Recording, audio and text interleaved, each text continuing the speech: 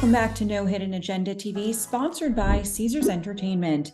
The busy fall season is upon us, and as we all run a million miles a minute, our friends at Destinations International are well ahead of the race, adding tremendous value to its members and DMOs overall by implementing experiences with the upcoming Fall Events Week. Senior Director of Marketing for DI, David Breisch, joins us now.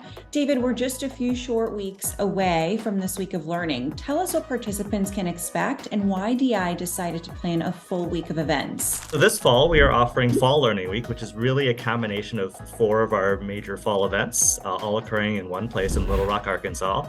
It starts off with our CDME certification courses, which start on October 7th. And then it includes our inaugural EDI Summit, our inaugural Business Operations Summit, and then our Advocacy Summit, which takes us through October 12th. It's really an opportunity to bring as many members together as possible. We know that there is a large demand for pairing CDME courses, specifically the CDME Advocacy course with Advocacy Summit. And we see a number of members that attend both the CDME course as well as the Summit. So that was a very natural pairing. And then we also wanted to bring together business operations, as we know a lot of the business operations folks are very community focused and very interested in some of the advocacy strategies that are presented with the Advocacy Summit. And then for our inaugural EDI Summit, we know there's a lot of crossover between folks who are focused on social inclusion within their communities and developing some of those community voices. And so that was just a natural pairing with the other summits as well. There's been a heavy focus on continuing education within DI. So what can we expect as we go into 2024? We're going to continue offering a lot of incredible in-person events in 2024. We're well known for our in-person events, and we feel that they're very advantageous for our members in terms of networking and education. And then also in 24, we will be continuing to develop some of our virtual certification offerings. So at the end of 23 and moving into 24, we'll be offering a couple of online certification courses around business events, as well as EDI and social inclusion. So those are some new product offerings that will be coming up in the near future. Now, I know for you personally, you're very passionate about the 30 Under 30 program. So how does this program help cultivate the next generation? 30 Under 30 is a program that's underwritten by the Destinations International Foundation. So it's very focused on incubating talent and incubating the future leaders of the industry. For me personally, I was a 30 Under 30 honoree in the class of 2013. So I've been part of the 30 Under 30 program for a decade now, and it's very much a passion project for me. I really enjoy building the 30 Under 30 community and keeping the classes connected together and making sure that young leaders have the opportunity to network with other up-and-coming young leaders in the industry, as well as projecting the 30 Under 30 voice and thought leadership so that young leaders have an opportunity to get their ideas out into the industry and make sure that they're supporting best practices and sharing best practices and sharing their ideas with all their peers in the industry. David, thank you so much, and for all of the work that all of your colleagues at DI are doing. Now, from one organization that's always adding value to its members to another, let's check in with our correspondent, Raisa Pascal, who's on site in Louisville, Kentucky, producing virtual content at the AOFAS annual meeting. The word hybrid is still very prominent for many meetings, especially in the medical industry. The American Orthopaedic Foot and Ankle Society wants to ensure those attendees that can't make it to the annual meeting in person still feel a level of exclusivity online. In between sessions, virtual attendees get a deep dive into content only distributed online. These 30-minute content segments include in-depth interviews with speakers, testimonials from attendees, a behind-the-scenes look at the meeting setup, and more. The AOFAS hybrid experience is meant for those who can't make it on site to be able to experience all the education and all the bells and whistles that the people who are here in person get to experience. We wanted to offer it because what we learned during the pandemic is that people can't always make it in person, but they still want that experience, they still want that content, they still want to see what other people are doing. So by continuing it, we're still offering that experience because people want it. They can't break away from their practice, they can't get a visa to come to the US, but they're still able to experience the education and get their credits and see everybody on screen. It's the little touches, like spend that little bit of extra money and give your attendees and your audience something the razzle dazzle, just do it. Spend that little extra money. And who doesn't love a little razzle dazzle? Raisa and Wendy, thank you so much, and best of luck at the rest of the AOFAS annual meeting. Now, before we move on to more programming, let's check in with our sponsors at Caesars Entertainment.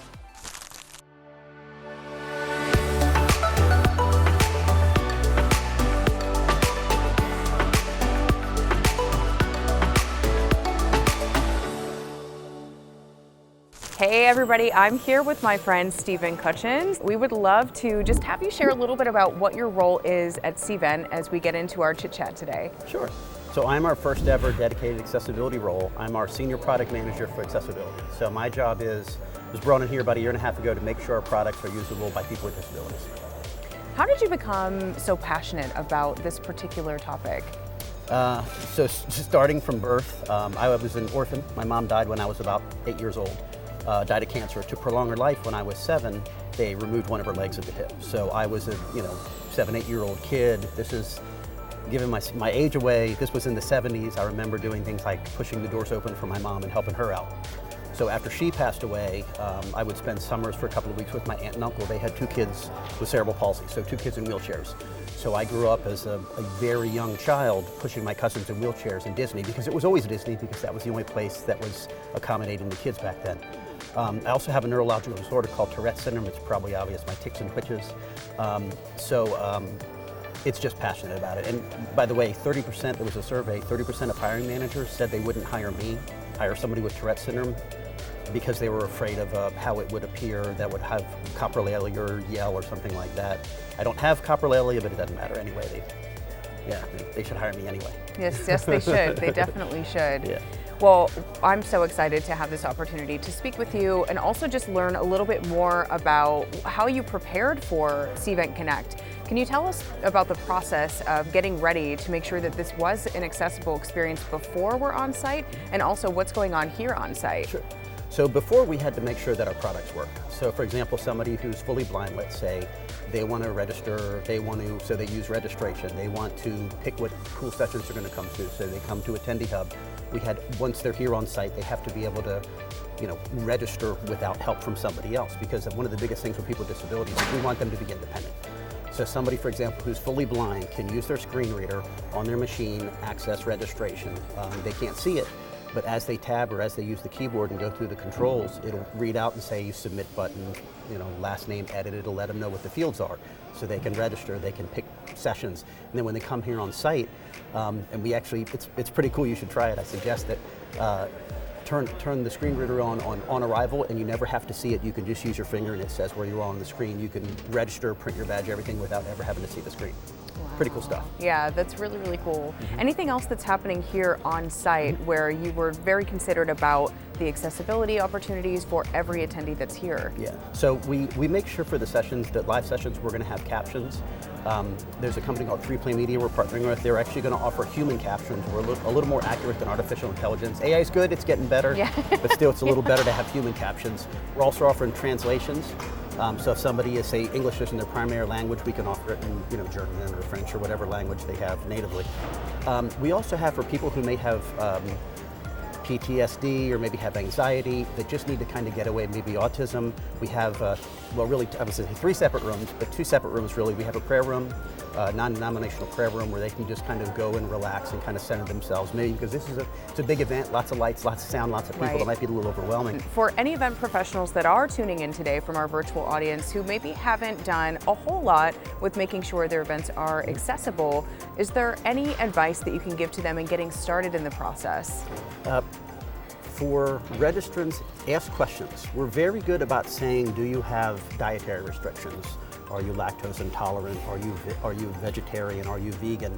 And then we say one bit, and I always joke that it's 57 flavors of questions about food. Yeah. And then we ask about, do you need any ADA, Americans with Disabilities Act, ADA accommodations? And we just leave a field. Ask specifics. Do you need a sign language interpreter? Do you need captions? Will you be accompanied by a service animal? Are you in do you use a mobility device? I was going to say a wheelchair. We don't want to get too specific, but do you need a mobility device? Will you be accompanied by a personal care assistant? Because what we don't want is somebody could be in a wheelchair and they have a service animal and they're accompanied by a personal care assistant. So now we know our aisles need to be big enough. We need to reserve a place on the end of the aisle for them to easily get in. They're going to have a service animal, so they need more space. They have a personal care assistant that needs to sit next to them and is responsible for their well-being. So just based on the correct questions versus saying, do you need accommodations? We now know we need significant more space for them. If somebody's fully deaf and they said, yes, I'm fully deaf, okay, what do we do? But if we say, do you need captions? Do you need a sign language interpreter? For example, they say they need a sign language interpreter. Now as a planner, I'm gonna have to reserve a space on the front row for them. I'm gonna have to have the background black, darker. Normally it's a darker background so you can see people's hands. I'm gonna have to have a light on that sign language interpreter all the time. And let the camera people, if it's broadcasted, know, don't turn the camera away. And we tend to do this. The audience starts clapping, what does the camera do? The camera pans to the audience.